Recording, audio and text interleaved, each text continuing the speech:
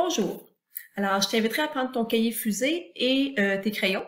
Et aujourd'hui, on va voir ensemble les propriétés des opérations, principalement de l'addition et de la multiplication. Alors, à quoi ça va nous servir les propriétés? Cette année, je te dirais que c'est principalement pour du calcul mental. Okay? C'est dans cette optique-là qu'on va le voir. Par contre, c'est beaucoup pour l'année prochaine aussi. L'an prochain, quand tu vas faire de l'algèbre, eh bien, tu vas devoir utiliser les propriétés d'une façon un peu différente que nous, on va les utiliser cette année. Donc, ça ne sera pas nouveau pour toi. Tu vas savoir un petit peu plus de quoi il s'agit. Alors, on commence tout de suite avec la première propriété qui est l'associativité. Alors, l'associativité nous permet d'associer ensemble, si tu regardes son nom, là, associativité, je vais le mettre en gras, ça nous permet d'associer ensemble, par une parenthèse, certains nombres. Donc, tu vas te rendre compte que dans l'addition, ça dérange pas vraiment, si tu as des additions partout, ça dérange pas vraiment où tu vas mettre ta parenthèse. C'est un peu ce qu'on veut te montrer ici. Là, si tu comprends pas la première ligne, ce n'est pas grave, OK? On a commencé à introduire des lettres un peu comme quand on fait dans l'algèbre.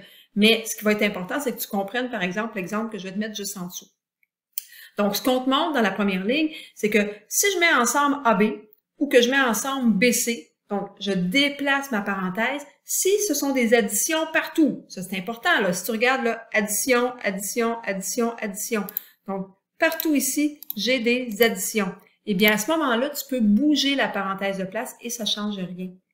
Ça ne serait pas le cas si tu avais de la soustraction, par contre. Ça ne fonctionnerait pas. Mais vu que tu as de l'addition partout, là, ça fonctionne.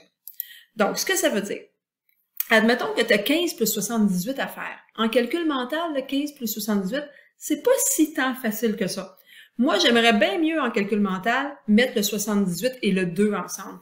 Ce sont des nombres que j'appelle compatibles. Ils vont bien ensemble parce qu'ils vont te donner un beau chiffron. Et tu peux le faire parce que ce sont tous des additions. C'est ce que l'associativité nous dit. Donc, tu pourrais, à la place, commencer par faire 78 plus 2. Ça, c'est facile, ça va te donner 80. Et 80 plus 15, tu es capable de faire ça.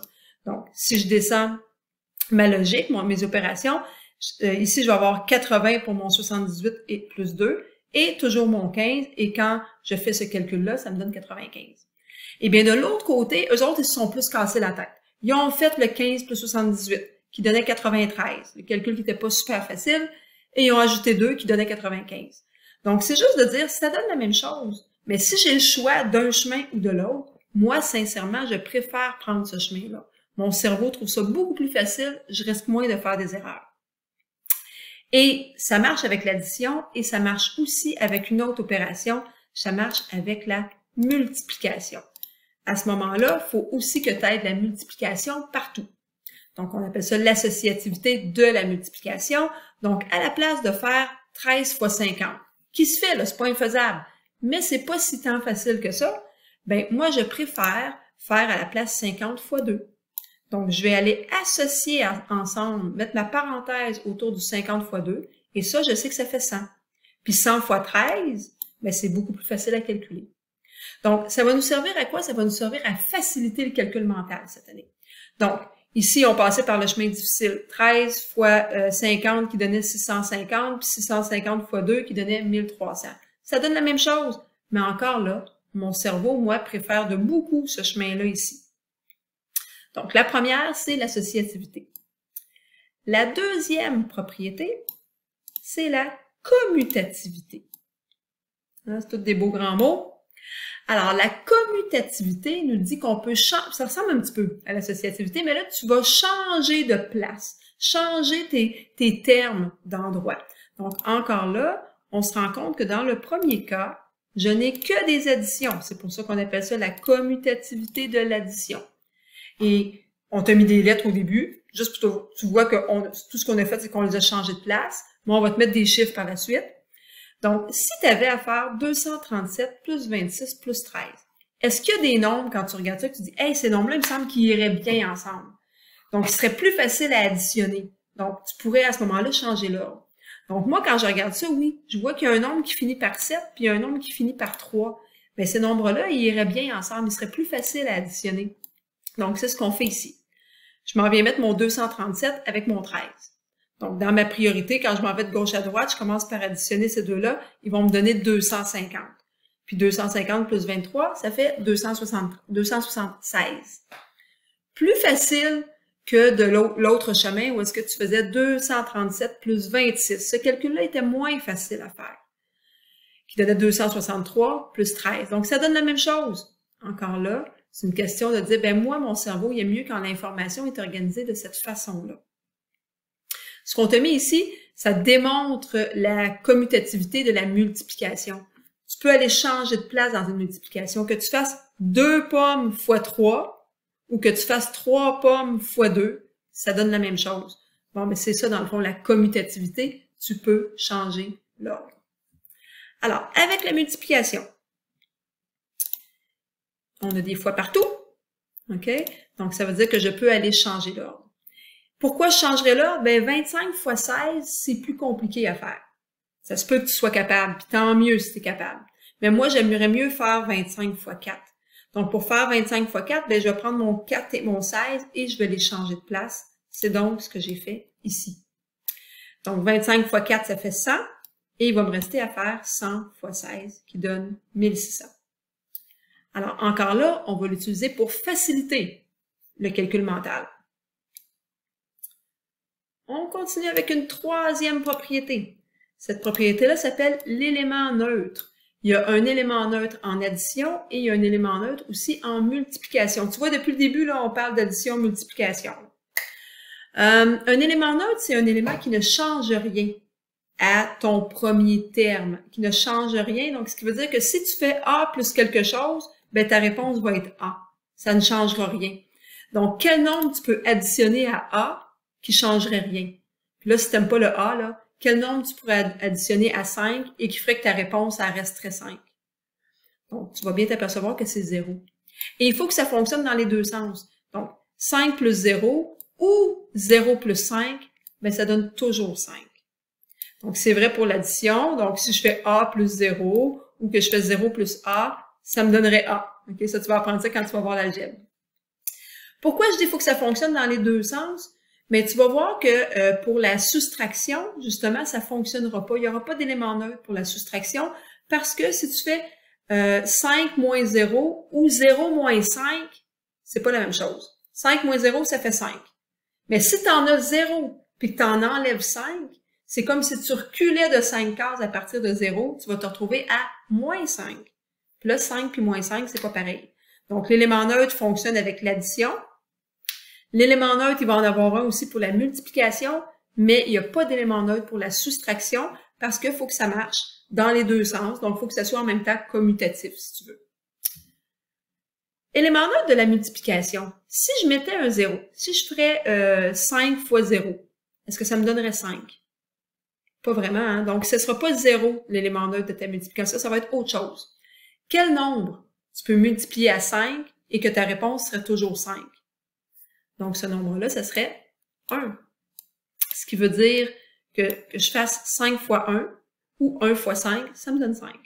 Bon, si on le fait avec l'algèbre, si on veut, A fois 1 ou 1 fois A, ben ta réponse serait A, tout simplement. Moi, ce qui est important cette année, c'est pas tant avec l'algèbre, c'est que tu comprennes avec les chiffres. Donc, si avec les chiffres, c'est clair pour toi, parfait, tu as compris. Donc, ça, on appelle ça l'élément neutre. On a aussi un élément absorbant, mais pas dans l'addition. Donc, ici, il n'y en a aucun. Donc, il n'y a absolument rien à noter pour l'addition. Il y a un élément absorbant seulement pour la multiplication. Donc, l'élément absorbant, ça fonctionne seulement avec la multiplication. Et l'élément absorbant, c'est un élément qui enlève tout. Tu avais 5, tu multiplies à quelque chose, puis il ne te reste plus rien. Il te reste 0. Donc, quel serait l'élément absorbant? On dit absorbant, hein, justement, parce qu'il t'enlève tout. Donc, 5 fois quoi te donnerait 0? C'est ça qu'il faut que tu te demandes. Donc, c'est 5 fois 0. Et ça marche dans l'autre sens aussi, 0 fois 5. Donc, les deux vont te donner à ce moment-là 0. Même chose si tu le fais avec A. A fois 0 ou encore 0 fois A, ça te donne 0. Alors, tu as vu tantôt, on avait que 0 était l'élément neutre de l'addition, mais 0 est l'élément absorbant de la multiplication. Donc, il faut comprendre c'est quoi pour être sûr de ne pas se tromper. Absorbant, ça garde tout, élément neutre, ça change pas ton chiffre que tu avais avant de faire ta multiplication ou ton addition. Et il nous reste une dernière propriété, et pas la moindre, c'est la distributivité. Alors, la distributivité, on va s'en servir beaucoup moins cette année, beaucoup plus l'année prochaine. Ça, je te le dis, quand tu vas faire de l'algèbre, tu t'en sortiras pas, tu vas en avoir beaucoup, tu vas en avoir souvent. Donc, on te l'introduit cette année, pas pour que ça soit parfait, mais pour que l'année prochaine, tu aies déjà une petite base, puis tu saches un peu à quoi ça ressemble. Alors, on va s'en servir encore pour du calcul mental. On va parler de la distributivité sur l'addition et de la distributivité de la multiplication sur la soustraction. Donc, les mots ici qui sont importants, là, j'ai peut-être tout mis, mais ceux que je veux vraiment que tu te souviennes, c'est... je recule un petit peu. C'est pas ce que je veux faire, je peux juste reculer. OK. Donc, les mots importants pour moi sont ici addition et soustraction. Donc, je vais vouloir transformer le plus gros nombre, souvent, le plus grand nombre en addition. C'est-à-dire que, bon, 6, c'est un petit nombre, c'est facile. Les nombres en bas de 12, là, je les laisse comme ça. Mais les nombres qui sont plus grands que 12, 13 est plus grand que 12, je voudrais le transformer en addition. Et pas de n'importe quelle façon, je voudrais des dizaines et des unités. Donc, dans le fond, ici, si je veux faire une addition avec des dizaines et des unités, est-ce que tu es d'accord que 10 plus 3, c'est égal à 13? Oui? Ça veut dire que je pourrais écrire ça de cette façon-ci. 6 fois 10 plus 3, plus qu'on vient de dire que ça, c'est égal à 13. Donc, ça, ces deux choses-là, elles sont égales. Maintenant, si on veut effectuer de la distributivité, ça veut dire, puis tu vas faire les lignes avec moi, ces lignes-là sont importantes, je veux que tu les fasses, tu vas aller porter ton 6 à l'intérieur de ta parenthèse. Et pour le distribuer, si tu veux. Et là, c'est pas seulement ton 6 que tu prends, c'est ton 6 fois que dans le fond, tu t'en vas distribuer à l'intérieur. Alors, ça va te faire 6 fois 10 et ça va te faire 6 fois 3. Et entre ces deux opérations-là, ben, on a dit qu'on avait une addition, donc c'est ce qu'on va avoir ici. Donc, si je te démontre un peu ce que j'ai ici, tu as 6 fois 10 qui est ici. Tu as ton plus qui est resté là. Et ensuite, tu es allé distribuer ton 6 fois 3. Après ça, je te montrerai avec le dessin un petit peu pour que tu puisses bien comprendre. Est-ce qu'on est capable de faire 6 fois 10 mentalement? Oui, on est capable. Ça fait 60. Est-ce qu'on est capable de faire 6 fois 3 mentalement? Oui, on est capable. Ça fait 18. Puis on se rappelle que la multiplication est la priorité ici dans mon opération. Donc, 60 plus 18, je suis capable de faire ça mentalement et ça donne 78. Donc, dans le fond, j'ai résolu 6 fois 13. À place de faire mon calcul à la main, je peux le faire mentalement en me disant, ben, c'est 6 fois 10, puis c'est 6 fois 3. 6 fois 10 qui fait 60, 6 fois 3 qui fait 18. Je ramène ça ensemble, ça fait 78. Donc, ça peut t'aider dans du calcul mental. Et si je t'explique un peu le petit dessin ici, ce qu'il veut dire, ben ici, tu avais 6 billes. Donc, c'est ton 6 fois. Et dans l'autre sens, tu en as 1, 2, 3, 4, 5, 6, 7, 8, 9, 10. Donc, ici, j'en ai 10. Et ici, j'en ai 3. Donc, dans le fond, ce que je suis en train de te dire, c'est que ton 6 fois 10 qui donnait 60, donc tu as 60 billes ici.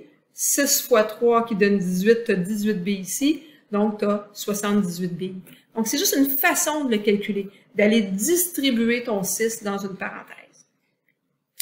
On peut le faire avec de l'addition, comme on vient de faire, ou on peut aussi le faire avec de la soustraction. Même chose ici, tu as un nombre qui est en bas de 12, un nombre qui est plus grand que 12. Donc, tu vas vouloir aller transformer le nombre qui est plus grand que 12. Tu veux le transformer en dizaines et en unités.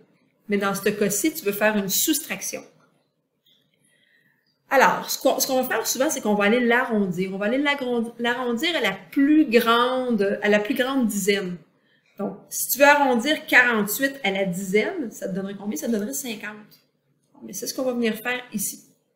Ce qu'on va venir faire, c'est qu'on va dire que le 6, il reste pareil, il ne change pas.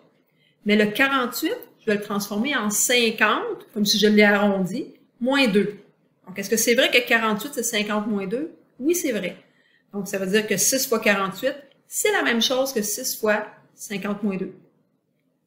Je vais ensuite aller distribuer mon 6 fois à l'intérieur de ma parenthèse. Et encore là, tu me fais des petites lignes comme ça. Ce que ça va donner, donc tu vas avoir 6 fois 50 quand tu vas le transporter à l'intérieur. Tout à l'heure, on avait un plus, mais maintenant j'ai un moins. Donc ça veut dire que c'est un moins qui s'en vient ici. Et ensuite, je m'en vais transporter mon 6 à l'intérieur de ma parenthèse avec le 2 et ça fait 6 fois 2. Donc, j'ai 6 fois 50 que je suis capable de faire mentalement, ça me fait 300. Et j'ai 6 fois 2 que je suis capable de faire mentalement, ça fait 12. Et j'ai toujours, comme tantôt, une soustraction. Et là, 300 moins 12, si tu es capable mentalement, parfait. Sinon, tu peux toujours le crayonner aussi, le calculer en colonne. Donc, ça va faire, à ce moment-là, 288. Le dessin qui est ici, il dit que tu peux faire 6 fois 50. Mais si tu fais 6 fois 50, il ne faut pas t'oublier que cette partie-là, il faut que tu l'enlèves. Puis cette partie-là, elle est 6 fois 2. On aurait pu le faire avec des billes encore, mais c'est juste que là, 48 billes, ça aurait été long un petit peu. Mais c'est ça un peu. C'est le même principe que les billes. Là, je t'en aurais fait 48 et ensuite, j'en aurais fait 2. Là, je l'ai plus fait sur le terme d'une surface. Donc, c'est tout pour aujourd'hui. Fais-toi-en pas la distributivité. Je m'attends pas à ce que ça soit clair dans ton cerveau. Là. On va en refaire en classe, puis c'est à force d'en faire et d'en faire que ça va être clair. Là, ce que je veux, c'est que tu prennes les notes comme je l'ai fait. Si jamais tu n'as pas écrit en même temps que moi, parce que tu as perdu le fil, mets la vidéo sur pause, recule-la, prends exactement en note ce que j'ai écrit moi et on va en reparler en classe. À la prochaine!